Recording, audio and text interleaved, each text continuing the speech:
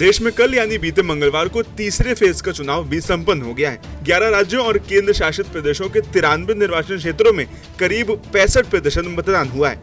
इन 11 राज्यों में सबसे ज्यादा मतदान असम में 81.71% हुआ, तो वहीं सबसे कम मतदान यूपी में दर्ज हुआ है। यूपी में तीसरे चरण की 10 लोकसभा सीटों पर कुल 57.34% मतदान ही हो पाया है। वहीं कल यूपी में जिन सीटों पर वोटिंग हुई उनमें संभल, हाथरस, आगरा, फतेहपुर सीकरी, फिरोजाबाद, मैनपुरी, एटा, बदायूं, आंवला और बरेली सीट शामिल है। सुबह 7 बजे शुरू हुई वोटिंग शाम 6 बजे तक चली।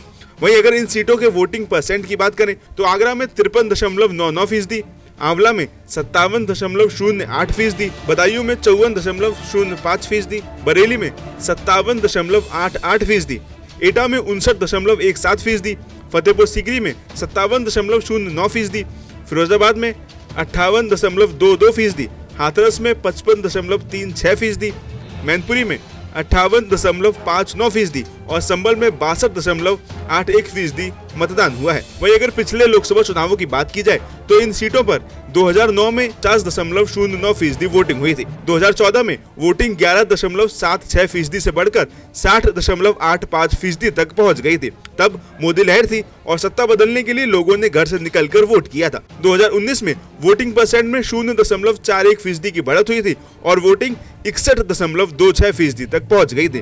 वहीं आपको बताते चलें कि यूपी में पहले फेज की 8 सीटों पर 61.11% वोटिंग हुई थी, जबकि दूसरे फेज की 8 सीटों पर 55.19% वोटिंग हुई। वहीं अब तीसरे फेज में 57.34% वोटिंग हुई है। इसको लेकर एक्सपर्ट्स का कहना है कि वोटिंग फिर से कम हुई है। लोग घरों से वोट देने के लिए कम निकले हैं। भीषण गर्मी भी इसकी एक वजह हो सकती है।